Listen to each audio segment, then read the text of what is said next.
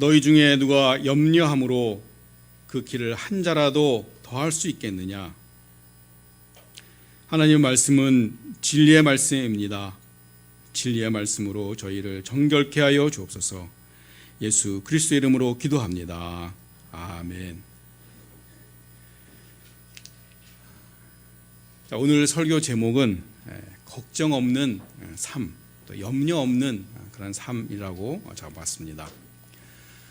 우리가 지난주에 음력으로 설을 지냈기 때문에 우리가 그 신년의 그 의미에서 우리가 올해는 정말 걱정 없는 삶, 또 염려 없는 삶, 그러면 우리가 어떻게 하면 우리가 이렇게 이런 삶을 살 수 있을까라는 그런 생각으로 오늘 제목을 잡아봤습니다. 걱정 없는 삶, 누구나 그런 삶을 살고 싶어 하죠. 그러면 우리가 어떻게 하면 이런 삶을 살 수 있을까요? 우리가 그러기 위해서는 우리가 걱정이라는 게 무엇이냐라는 것을 우리가 한번 생각을 해봐야 됩니다. 사실 우리는 너무나도 이 걱정에 대해서 익숙해져 있죠. 우리의 많은 삶의 부분들이 걱정으로 가득 차 있습니다. 그래서 우리 삶이 걱정이 많은 것에 대해서 별로 의아하게 생각하지 않습니다. 당연한 것으로 생각하는 것이죠. 어떤 사람은 걱정? 그거 누구나 다 하는 거 아닌가?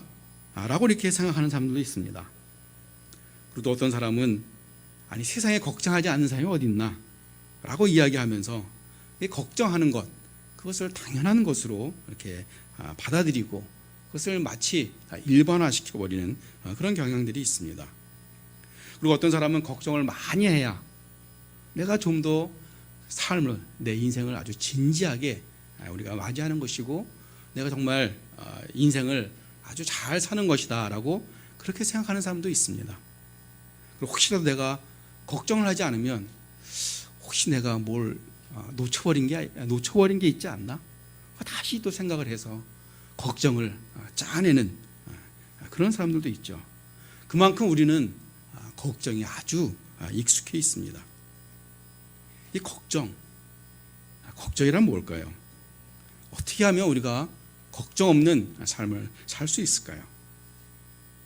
먼저 이 걱정하다, 염려하다라는 것을 그릭 원어로 보게 되면 메림나오라고 되어 있습니다.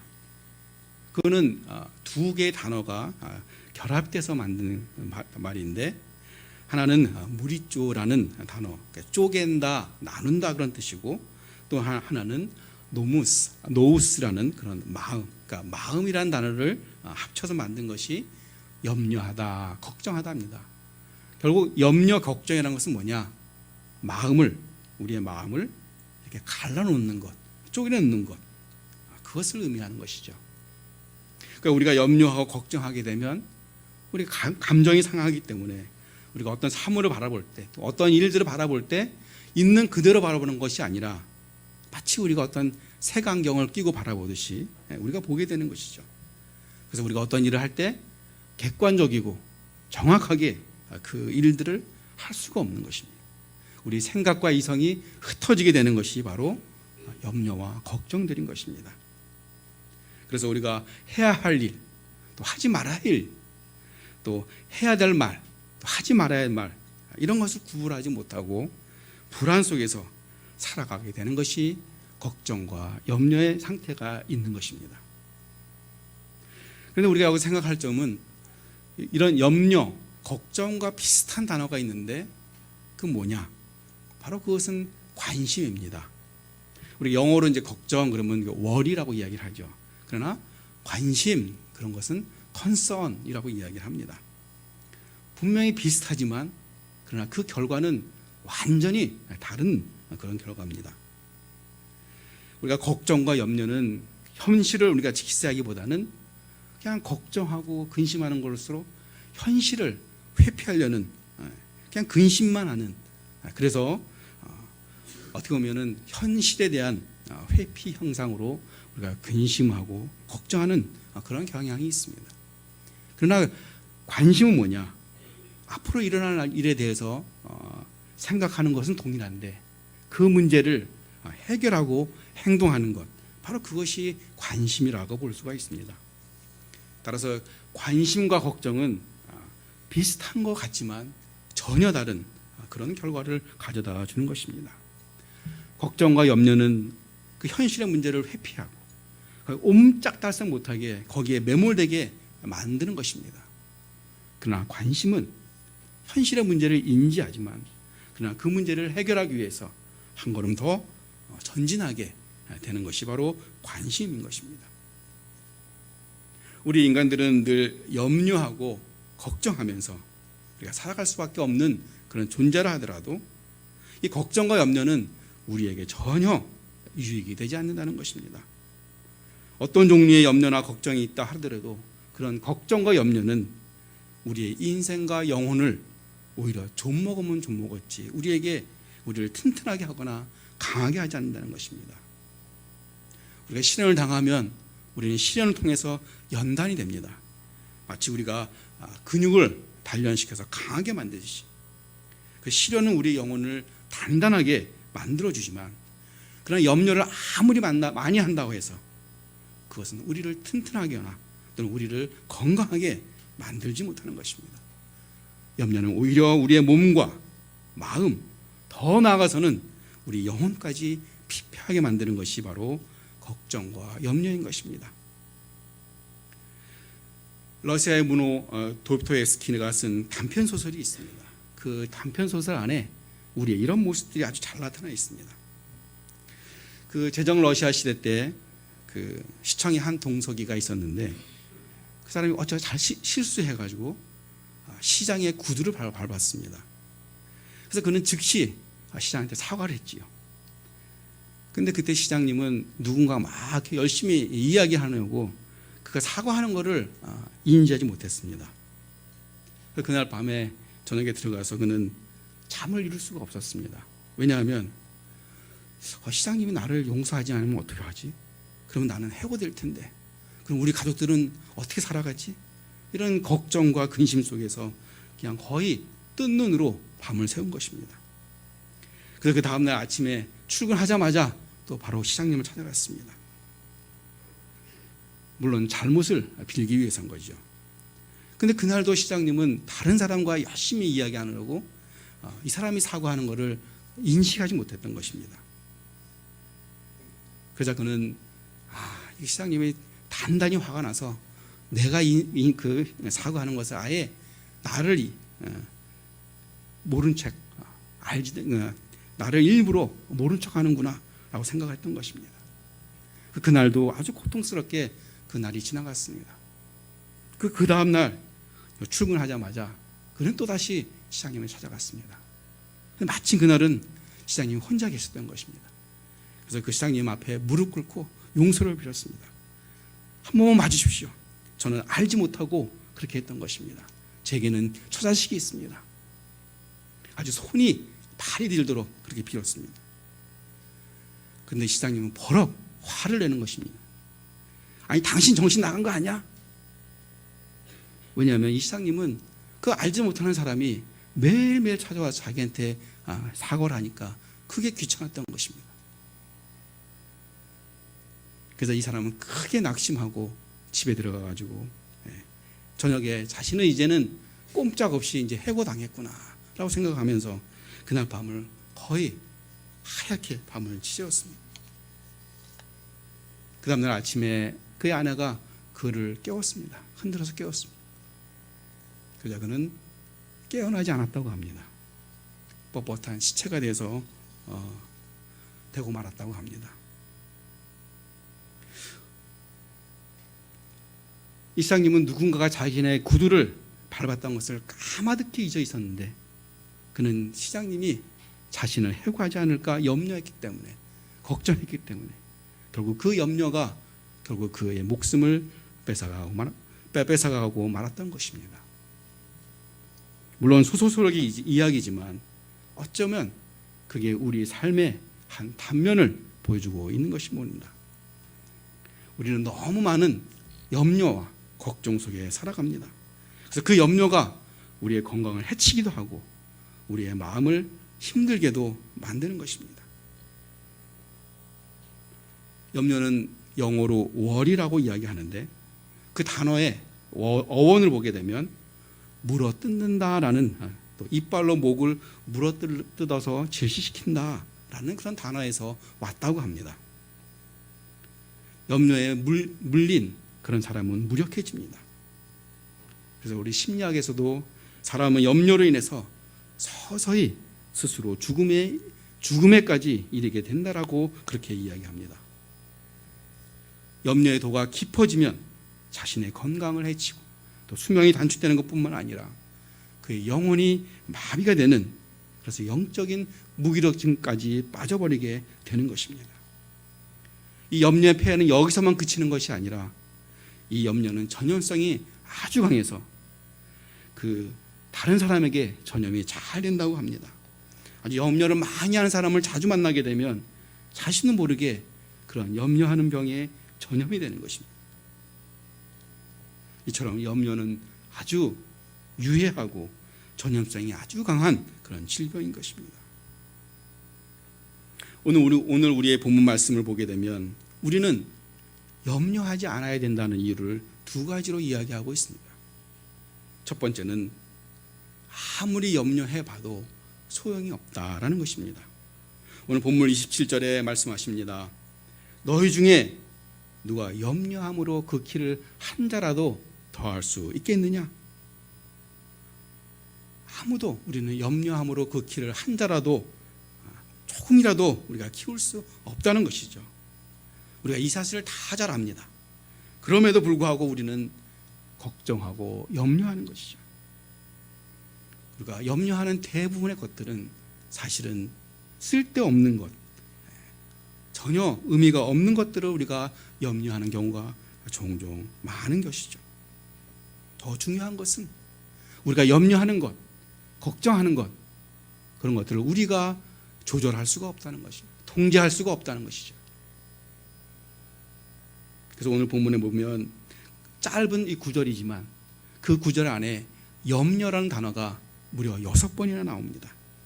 또한 염려하지 말라라는 그런 내용이 무려 3번씩이나 나오는 것입니다. 하나님께서는 우리에게 주신 그 하나님의 말씀, 성경 전체를 보게 되면 염려하지 말라라는 그 말이 무려 550번이 나온다는 것입니다.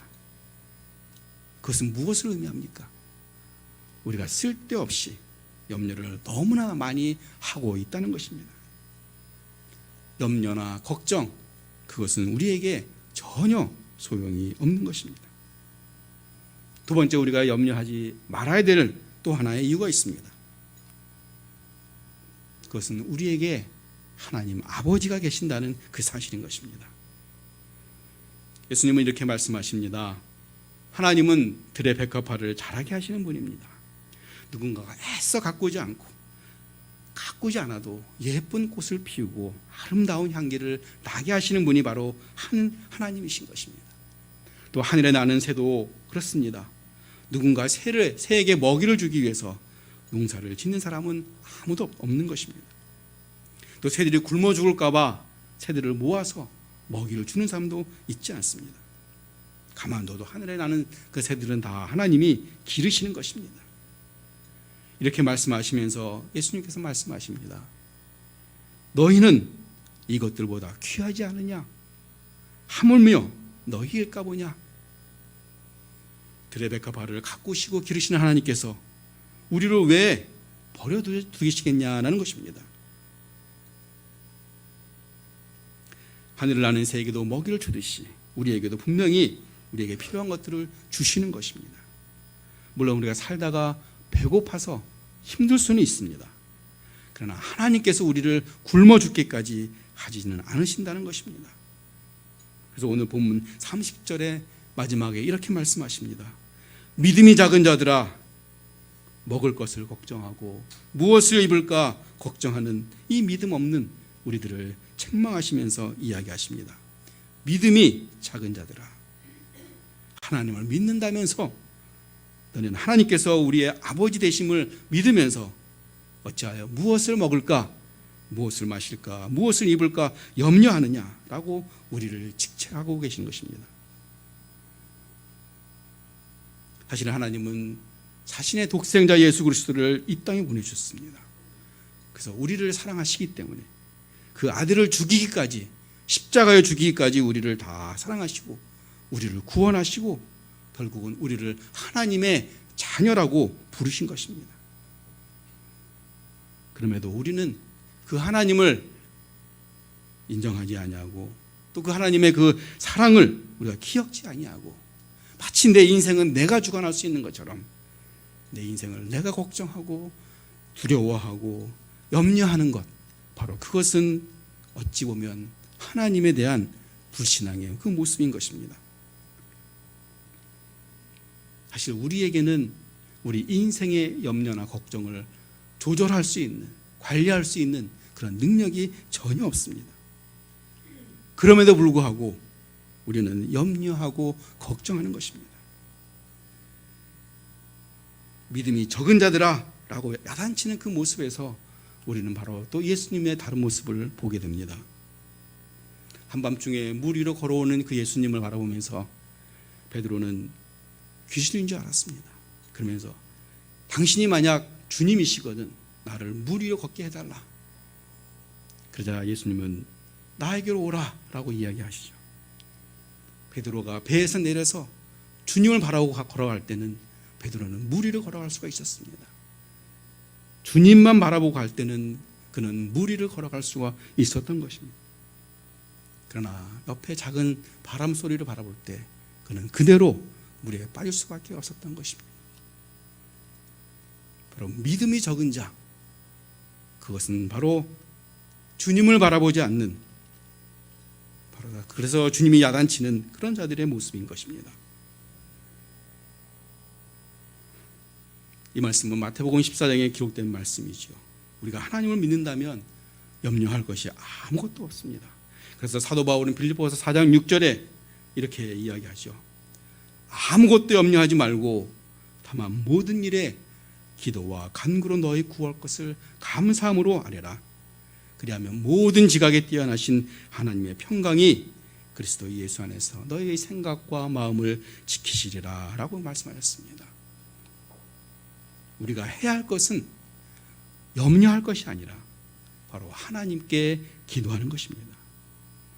하나님께 기도하면 모든 지각에 뛰어나신 하나님께서 우리에게 필요한 것이 무엇인지 그것을 다 아시고 적당한 때 우리에게 공급해 주신다는 것입니다. 우리의 인생에서 우리의 인생을 갉아먹는 두 개의 적이 있다고 합니다. 하나는 어제에 대한 후회고 또 하나는 내일에 대한 염려라고 합니다.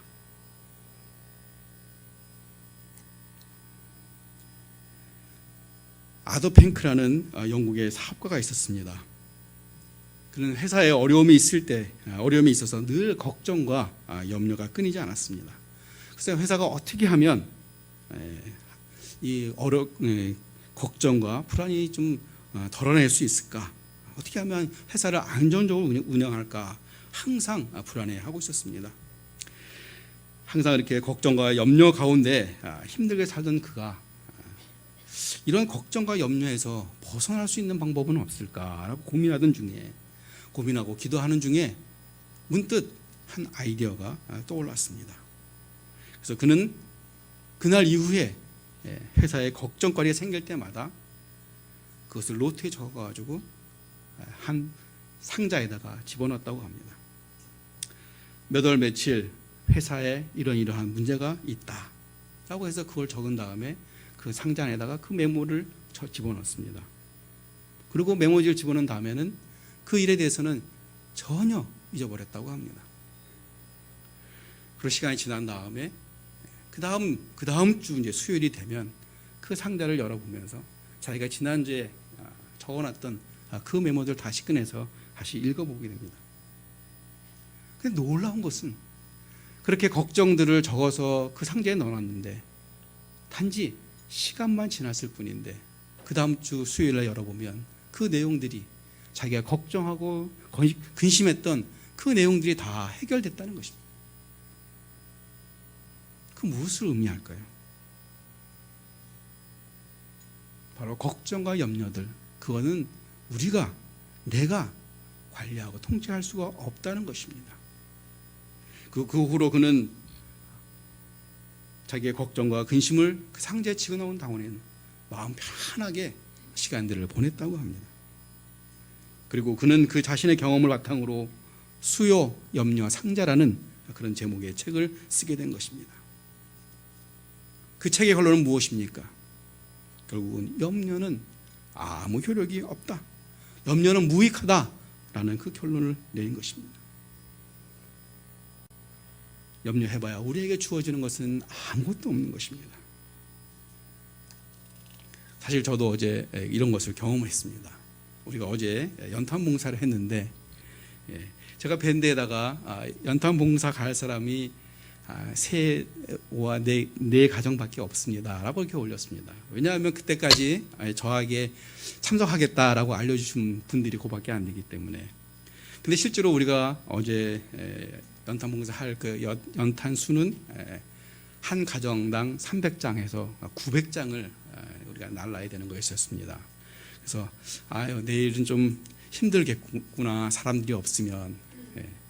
그런데 막상 어제 되니까 저와 같이 이렇게 생각하신 분들이 많이 오셔서 그래서 무려 17분이 참석을 해서 그리고 1000장을 새 집에다가 이렇게 우리가 배달을 했습니다. 아주 은혜롭게 우리가 그 일을 잘 마무리할 수가 있었습니다. 만약 그것을 제가 그것을 걱정하면서 밤새 뜬 눈으로 900장을 어떻게 나르지, 사람도 없는데, 그리고 고민하고 염려했다면 우리가 그 어제 또 그런 우리 일들을 아마 힘들어서 못했을 겁니다. 우리가 이 걱정과 근심 우리는 안 할 수는 없겠죠. 그러나 그것에 우리가 생길 때마다 그것을 다 내버두면, 하나님께 맡겨두면 바로 그것은 하나님께서 우리를 위해서 다 처리해 주신다는 것입니다. 걱정 없는 삶, 염려 없는 삶, 우리는 누구나 다 꿈꾸는 삶입니다. 하나님 우리에게 그런 삶을 살 수 있는 그런 길과 방법을 주셨습니다. 염려를 하지 않고 모든 것을 하나님께 맡기는 것입니다. 하나님을 전적으로 신뢰하는 것, 그것이 바로 우리 신앙인의 모습이고 믿음을 올바로 가진 자의 자세인 것입니다. 굳건한 믿음으로 걱정 없는 삶, 또 염려 없는 삶, 그런 삶을 사시는 저와 여러분이 다 되시기를 예수 그리스도의 이름으로 축원합니다. 기도하도록 하겠습니다. 살아계신 아버지 하나님, 우리가 걱정 없고 염려 없는 삶을 살기를 원하신 줄 저희들 압니다. 우리에게 믿음을 주시사 의미 없고 소용없는 그런 염려를 떨쳐버리게 하시고 전적으로 하나님만을 의지하는 저희들로 삼아 주시옵소서. 예수 그리스도의 이름으로 기도합니다. 아멘.